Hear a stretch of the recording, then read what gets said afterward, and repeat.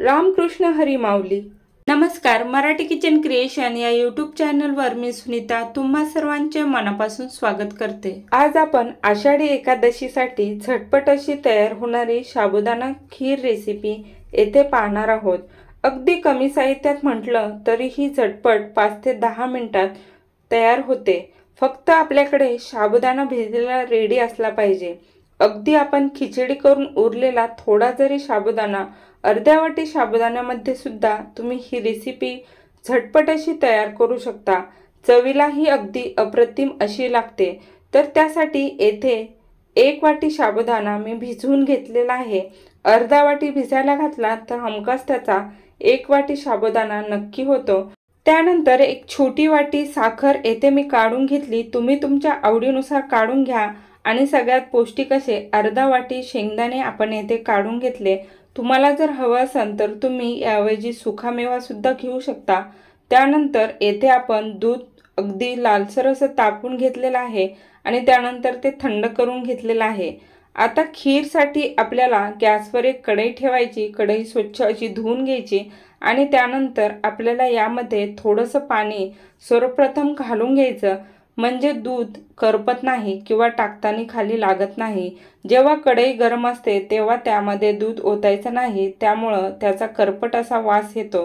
तर हे पहा, सायसकट दूध आपण यामध्ये घालून घेतलं. आपल्याला किती खीर करायची आहे त्यानुसार दूध यामध्ये घालून घ्यायचं.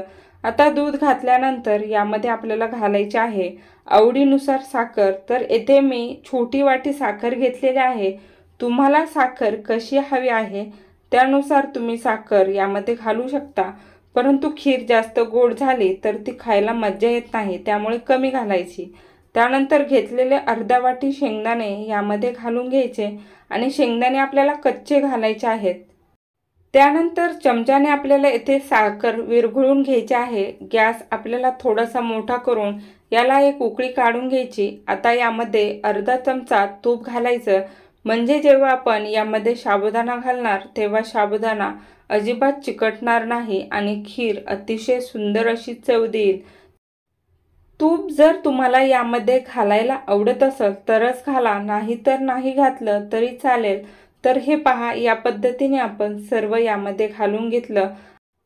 आता आपल्याला येथे गॅस मोठा करायचा आहे आणि मोठ्या गॅसवर एक उकळी याची काढून घ्यायची आहे. नंतर मात्र आपल्याला गॅस कमी करायचा आहे. तर हे पहा, या पद्धतीने छान अशी एक उकळी आल्यानंतर आता आपण भिजवून घेतलेला 1 वाटी साबुदाणा यामध्ये घालून घ्यायचा आहे. साबुदाणा आपण पूर्णपणे मोकळा करून घेतला होता, त्यामुळं तो झटपट असा खाली पडला. जर साबुदाणा चिकट वगैरे असेल तर साबुदाण्याला तूप लावून घ्यायचं, म्हणजे खीर अगदी छान अशी होते. तर या पद्धतीने सर्व साहित्य आपण खिरेमध्ये घालून घेतलं. गॅस मोठा करून घ्यायचा आणि एक उकळी आपल्याला याची काढून घ्यायची आहे.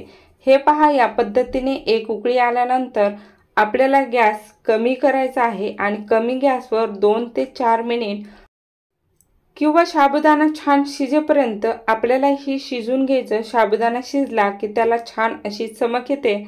त्यानंतर आपल्याला यामध्ये आवडीनुसार बदामाचे काप घालायचे, हवं असेल तर काजूचे काप घालायचे आणि त्यानंतर घेतलेले मनुके सुद्धा 10 ते 15 प्रमाणात यामध्ये घालून घ्यायचे.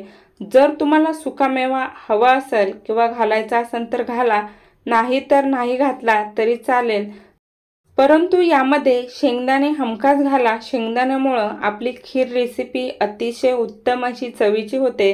एक वेळेस सुकामेवा घरात नसला आणि शेंगदाणे टाकून जरी तुम्ही ही खीर रेसिपी केली तर ते अगदी सुंदर अशी लागते. तर हे पहा, येथे आपला साबुदाणा छान असा शिजत आलेला आहे. अजून 2 मिनिटं आपल्याला ही खीर छान अशी शिजून घ्यायची. त्यामुळे आपण घातलेला सर्व साहित्याचा अर्क घातलेल्या दुधामध्ये उतरतो आणि आपल्या खिरीला अतिशय अप्रतिम अशी चव येते. तर हे पहा, अशी साय वरती जमा व्हायला सुरुवात झाली की समजून जायचं आपली खीर रेसिपी अतिशय सुंदर अशी शिजून तयार झालेली आहे. तर येथे आता आपल्याला गॅस बंद करायचा आणि त्यानंतर 2 ते 3 मिनिट खीर आपल्याला छान अशी थंड करून घ्यायची आणि थोडीशी थंड झाल्यानंतर ही खीर आपल्याला सर्व करायची आहे. तर हे पहा, या पद्धतीने आपली साबुदाणा खीर रेसिपी अगदी 5 ते 10 मिनिटात झटपट अशी आषाढी एकादशीसाठी तयार करू शकता आणि सगळ्यांना सर्व करू शकता।